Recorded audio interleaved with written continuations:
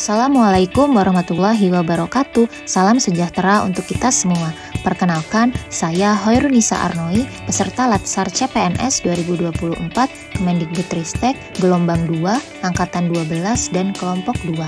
Pada kesempatan ini, saya akan memberikan pemahaman tentang pentingnya literasi digital bagi Smart ASN. Seperti yang kita tahu, di era digital yang terus-menerus berkembang sampai sekarang, sebagai seorang ASN di Indonesia harus mampu beradaptasi dengan teknologi dan dunia digital. Konsep Smart ASN ini hadir untuk memastikan bahwa ASN memiliki kemampuan literasi digital agar dapat bekerja dengan lebih efektif, efisien, dan inovatif dalam melayani masyarakat. Apa sih literasi digital itu? Literasi digital adalah kemampuan dalam memahami, menggunakan, serta memanfaatkan teknologi digital dengan bijak dan bertanggung jawab. Literasi digital ini sangat penting bagi ASN karena dapat membantu mereka dalam berkomunikasi, mengelola data, memberikan layanan publik yang lebih baik melalui pemanfaatan teknologi, serta untuk menghadapi tantangan transformasi digital. Tanpa literasi digital, ASN berisiko untuk tertinggal dan tidak dapat memanfaatkan perkembangan teknologi secara optimal. Terdapat 4 pilar utama dalam literasi digital yang harus dikuasai dan dipegang teguh oleh seorang ASN. Yang pertama yaitu etika digital. Dalam etika digital, ASN harus memahami bagaimana menggunakan media digital secara bertanggung jawab, seperti menghindari penyebaran berita palsu atau hoaks, serta menjaga etika dalam berinteraksi di dunia maya. Kedua adalah keamanan digital. Seorang ASN harus dan wajib melindungi data pribadi dan mengamankan informasi dari ancaman cyber. Hal tersebut termasuk menjaga privasi dan menggunakan teknologi yang aman. Pilar yang ketiga adalah budaya digital. ASN perlu memahami bahwa setiap aktivitas digital harus selaras dengan nilai-nilai kebangsaan dan budaya di Indonesia, termasuk menjaga persatuan dan menghargai perbedaan. Pilar terakhir yaitu kecakapan digital, di mana ASN harus terampil dalam menggunakan teknologi, mulai dari perangkat digital hingga aplikasi yang membantu pekerjaan sehari-hari. Dalam bermedia digital, diperlukan etika untuk dapat menyeleksi dan menganalisis informasi, serta mengetahui tindakan-tindakan apa saja yang sesuai dan yang kurang sesuai sebagai pengguna media digital. Kewaspadaan terhadap berbagai jenis konten negatif merupakan salah satu cara yang dapat kita implementasikan untuk dapat membedakan berbagai jenis hoaks, perundungan, ujaran kebencian, dan konten negatif lainnya. Untuk melawan konten negatif, kita perlu memverifikasi informasi tersebut, melakukan cross-check untuk menguji kebenaran suatu informasi dengan mencari informasi dari sumber-sumber lain yang kredibel. Jangan langsung percaya terhadap suatu informasi tanpa membuktikannya terlebih dahulu. Berhati-hati dalam membagikan data personal kita ke media digital, serta memilih kata-kata dan ungkapan yang baik dan tidak menyakiti seseorang atau sekelompok orang yang bertujuan untuk membangkitkan permusuhan, kekerasan, dan diskriminasi kepada orang atau kelompok. Dalam dunia digital, proses berinteraksi dan berkomunikasi pun menjadi tidak terbatas. Kita dapat berinteraksi dan berkomunikasi dengan semua orang dari berbagai lapisan masyarakat tanpa mengenal ruang, waktu, dan tempat. Dibutuhkan etika dalam berinteraksi dan berkomunikasi di dunia digital, dalam jejaring pertemanan maupun aplikasi percakapan. Apabila mendapat teman baru yang kita dapat dari jejaring sosial pertemanan, pastikan kita menelusuri terlebih dahulu informasi terkait orang tersebut dari browser atau dari teman kita yang lainnya.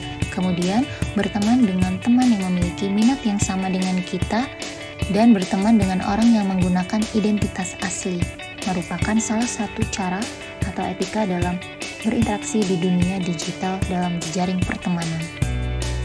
Budaya bermedia digital sangat dibutuhkan sebagai seorang ASN karena dapat meningkatkan efisiensi. Pekerjaan dapat dilakukan dengan lebih cepat dan akurat dengan bantuan teknologi. Kemudian memperluas jangkauan. Informasi pun dapat disebarluaskan kepada lebih banyak orang dalam waktu yang singkat dengan menggunakan media digital, memudahkan kolaborasi, kerjasama dengan rekan kerja yang berada di tempat yang berbeda dengan lebih mudah, dan menyediakan layanan publik yang lebih baik.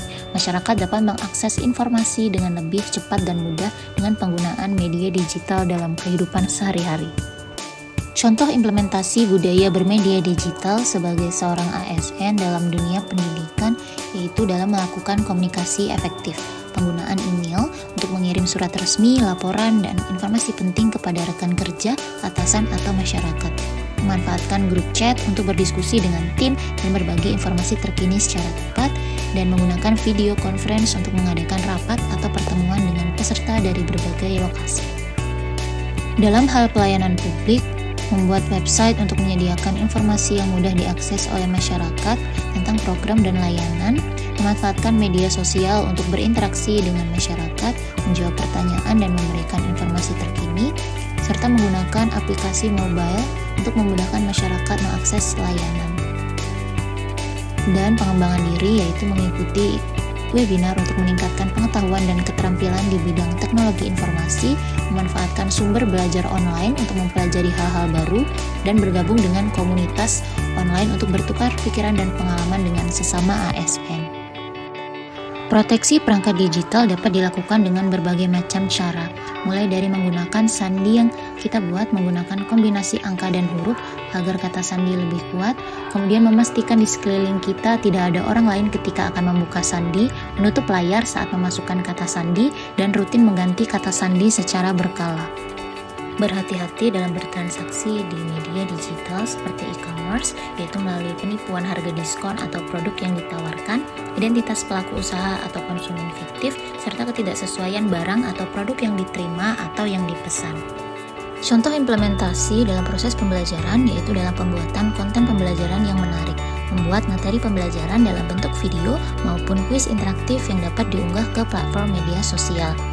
Memfasilitasi diskusi mahasiswa sehingga mahasiswa dapat saling bertukar pikiran dan berinteraksi dengan materi pembelajaran, memberikan umpan balik kepada mahasiswa secara individu maupun kelompok melalui pesan pribadi atau komentar pada tugas yang diunggah. Kedudukan dan peran ASN. Menurut Undang-Undang Nomor 5 Tahun 2014 tentang Aparatur Sipil Negara, berdasarkan jenisnya, pegawai ASN terdiri atas PNS dan P3K. PNS adalah warga negara Indonesia yang memenuhi syarat-syarat tertentu diangkat sebagai pegawai ASN secara tetap, sedangkan P3K adalah warga negara Indonesia yang memenuhi syarat tertentu yang diangkat oleh pejabat pembina kepegawaian berdasarkan perjanjian kerja. Untuk menjalankan kedudukannya, pegawai ASN berfungsi sebagai pelaksana kebijakan publik, pelayanan publik, dan perekat dan pemersatu bangsa, yang tugasnya adalah melaksanakan kebijakan yang dibuat oleh pejabat pembina kepegawaian sesuai dengan ketentuan peraturan perundang-undangan, memberikan pelayanan publik yang profesional dan berkualitas, serta mempererat persatuan dan kesatuan negara kesatuan Republik Indonesia. Agar dapat melaksanakan tugas dan tanggung jawabnya dengan baik, setiap ASN diberikan hak. Hak PNS dan P3K diatur dalam Undang-Undang ASN sebagai berikut. PNS berhak memperoleh gaji, tunjangan, dan fasilitas cuti.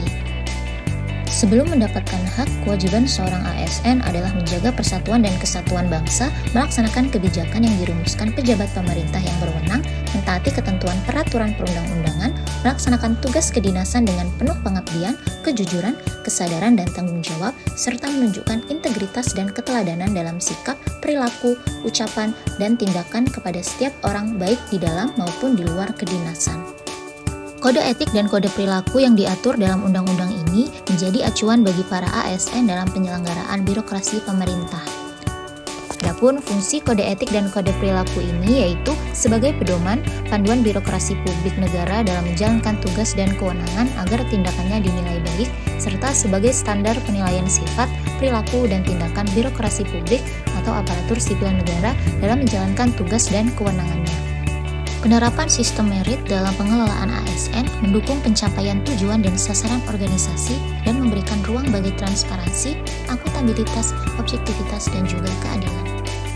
Manajemen ASN terdiri dari manajemen PNS dan manajemen P3K yang masing-masing sudah diatur dalam peraturan perundang-undangan, di mana meliputi penyusunan dan penetapan kebutuhan, pengadaan, pangkat dan jabatan, pengembangan dan pola karir, promosi, mutasi, penilaian kinerja, penggajian dan tunjangan, penghargaan, disiplin, pemberhentian, jaminan pensiun dan hari tua, serta perlindungan.